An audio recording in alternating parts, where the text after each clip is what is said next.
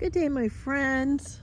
Do you want to take a walk with me and check the fence line in the front pasture? Because I'm about to move the horses. They're all snug as a bug in a rug right now, eating in the barn. But we're going to go ahead and move them a day early this weekend. So come with me. First thing we're going to do is undo this chain here. And just keep extra backup chains in case the horses bump into the gates and this latch gets dislodged or anything. Then there's recourse that'll help keep the gate on, and we do keep a hot wire with a handle over every gate, so we're going to take that off and we're going to hang it over here for when we turn the horses out. This fence is already on, so I don't want to get zapped. Usually I leave it off until I check the fence line, but it's on today because they were around the barn last night. So in that case, let me go ahead and turn it. Alright, so what are we looking for here? We are looking for problems. We're looking for holes down by the fence and the fence posts, just in case. We're looking to make sure that all the isolators are fine. Goes one of the cats. Tess is behind me. She's putting out hay for the horses. We're having unusually cold temperatures here in Georgia right now. Of course, we want to check the waterer. This is an absolute and utter blessing to have this type of waterers. We've been here for 18 years, almost 19 years. My husband has redone them a couple of times. There used to be another one of these over on that fence line, but it just really wasn't necessary to have one there. So we moved one. But this is on a thermostat. There's a heating pad and an element underneath there that you can pull this out and lift it up if there's a problem. But the heating pad keeps the water from freezing, and it kind of works like the back of your toilet, where when the horses drink from this, it'll fill back up on its own. You can hear it refill, sort of like you can hear your toilets. So these are so nice. We do clean them twice a week. That's an intern job.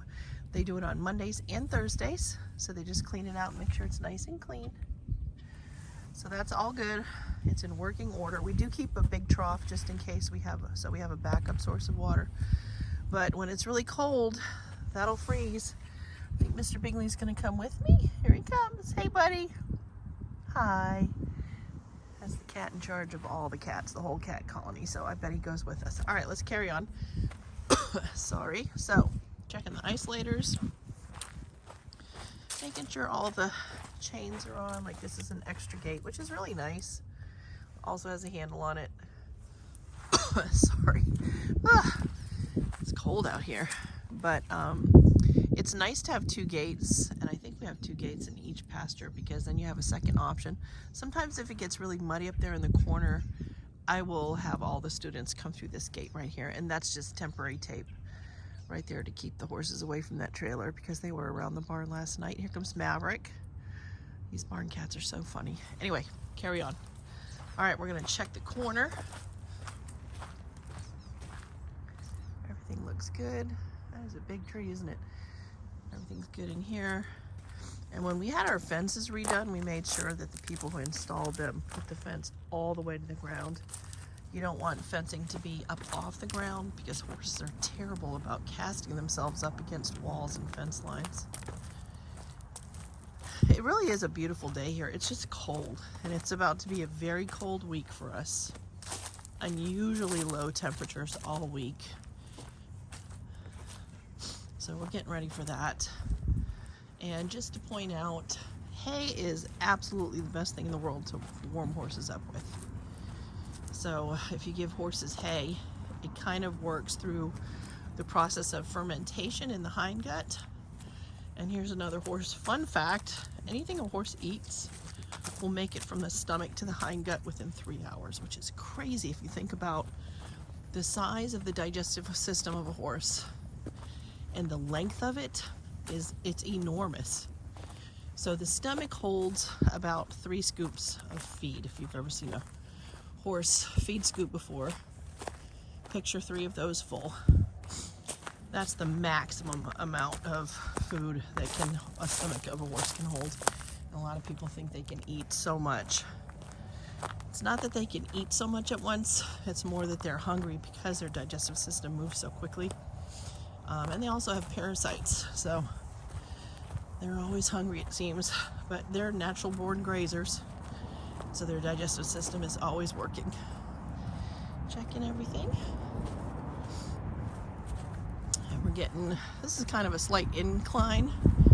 I'll turn around and show you how far we've gone. Pretty far.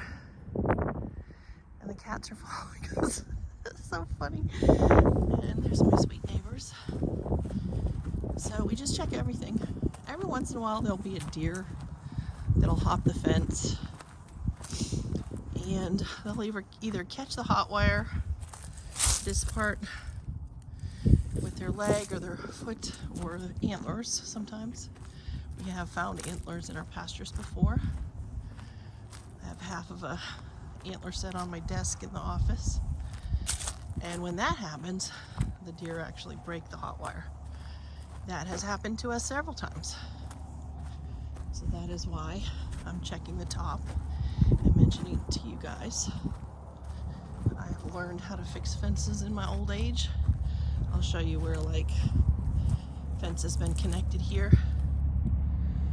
That's the hubby's work. It's much better than mine. And we're on the highway. We're on a pretty busy highway here. And it used to be pretty quiet here when we first moved out here. But there have been a lot of subdivisions that have gone up. Businesses have opened up. There's been some rezoning. I'll give you a shot of the arena and the house. The barn's way down there, so you see how far we've come.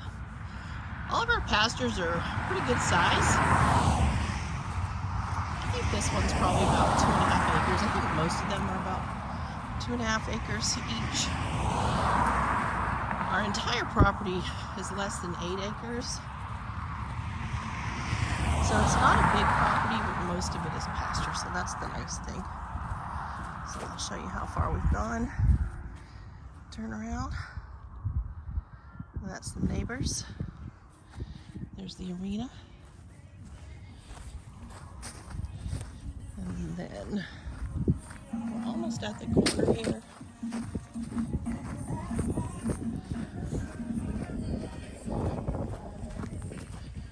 That's just some music. Guy on a bike. And this is kind of nice up here. When it rains up here and we get a ton of water, this pampas grass, not only is it pretty, but it is like a sponge. It loves a lot of water. So it absorbs all that, and it helps break some of the wind here in the corner of the property. That's also nice. Here's my other nice neighbors. We have a big gate up here in the front with another handle and chain, just in case the electric company needs to come in here to do anything, and they have several times. We do keep this at the gate here, so no small critters can get in and out. You may have seen that we had a problem with that last week. Hopefully that won't happen anymore. You can hear the electric fence popping too. I'll take you over here. Can you hear that? Right there. So we don't want to touch that right now. That hurts. I feel like this wire here hurts way more than that tape I just showed you. How do I know? Because every once in a while I screw up and touch it. This is just another view of the arena. I love that arena. My husband built that arena. He did such a good job. He put it on a nice little slope. It's got 3 drains in it. I'll take you over and show you a little bit. He did gravel subfooting. We had to bring in like 19 loads of topsoil because we had to fill in that corner over there. It was kind of a hill. Then we did a gravel subfooting. We did 5 inches of river sand, and then the rail of the fence is that ram fencing, so it's the soft fencing. I absolutely love that arena. It's like a perfect size. We used to have 2 horse shows a year here, and we could fit up to 8 horses in the arena at the same time, doing all the classes. So this is where Tess has put out the hay for the horses, up here where it's nice and high. It's very good sun today. And so far everything looks good. And we're kind of coming back around to where the house is. We are diligent about checking pastures. And if you saw a couple of my videos from last week, that would explain why. Sometimes we find things in our pasture we shouldn't, like a puppy or a badminton racket or things that shouldn't be there that can possibly hurt the horses. So we're honestly just trying to be proactive. Here's another gate that goes to our yard where we park our vehicles. Again, it's so nice to have extra gates. If you guys want to chuckle for the day, I'll show you my hubby's boat. Check out the name. I'm trying to keep it clean, but that's the husband's boat. He loves to fish, saltwater fish. He taught me how to fish. It's so fun.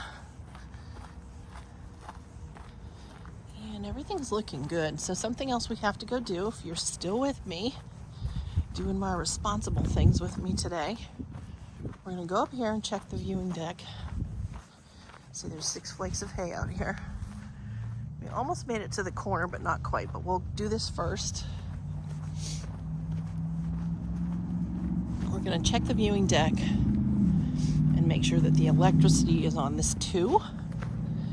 So this is our second viewing deck. My husband built this too. He built the first one as well. So I think that's pretty good that we're only on our second one. He got a little wiser on the second one and built it with composite, but we have hot wire on this one. The first one we did not. So I'm just gonna make sure this is on because horses will rub on everything. So it's actually on. So we're good to go. So in order to keep them from rubbing on this viewing deck like they did the first one, Scott has got some hot wire on the top and the bottom so they completely leave it alone. And hopefully he'll never have to build another viewing deck again. So that's on. And then we're gonna go over here and just check and see. We had 2 little baby trees in here because our big oak had to be cut down. That was my shade for the arena. Had to cut it down. We planted these 2 little shoe-marred oaks. One of them has died. This guy is still alive. But in order to keep the horses from pestering the baby trees, we had to put them in some hot wire. And that's on, and you can hear it popping. I'll go back down here to the corner. It's kind of nice because you also get your steps in. And I always say, I don't care if we park, like we're gonna go have dinner tonight. If we park further away, I drive a pretty big truck, and so does Scott. And in busy parking lots, it gets a little tight. I don't mind parking further out so I can get a few more steps in and burn some more calories, especially if we're gonna go eat. And here's the cats, there's Maverick. Bingley has literally followed me the whole way. And that's it, this is the end of the fence line. Everything looks good for them to be turned out in here. So they should be about done eating. Fence is on. They have hay. Their bellies are gonna be stuffed. And it's nice too, like a lot of my videos I take from up high, I take from that deck right there. And you can see from all the windows in the house, our main level of the house is on the 2nd floor. So you have a very good view of that pasture right there. You can see most of the wooded pasture that's behind the barn, which is where they're just coming from. And then you can see this whole pasture. From any point of the house, you can check on the horses, which is so incredibly nice. And we always do a check every night. I always check and give the cats a little more dry food on this deck every night. And we always count. We always look for 6 horses. Make sure we can see 6 and make sure everybody's up and doing their regular horse thing and nobody's colicking and choking, heaven forbid. That's it. We have completed walking the fence line. It was a nice little bit of exercise and I enjoyed your company. Thanks for coming with me. If you guys have any questions or comments about anything we do with the horses, the pasture rotation, I have had a lot of people make comments about how this is an overgrazed pasture. And I try not to take offense, and I can't take offense because I just don't think people understand that a lot of the grass goes dormant as soon as it freezes. So our pastures are 85% Bermuda, so our pastures are sleeping. So you always substitute grass, which is forage, with a different type of forage, which is hay. So they have hay, and trust me, they just had a massive meal of their grain, their supplements. Anybody who needed medicine got it. They also got some nice warm soaked beet pulp and they'll be turned out and they'll have this hay. And I bet they don't even finish that flake, and they'll save some of it for later because they're probably full. And then if need be, at this time of the year, we come out, we give them some hay mid-morning, and then they always have a bag of hay hanging in their stall. So the best way to tell if a horse is eating enough is by their body condition. And you know what? We should do a video about that. Look for that up and coming. We'll do that soon. If you guys have any questions or comments about anything we talked about, I will answer any question you might have about a horse, even if it's gross. And as always, I hope you all have a wonderful day.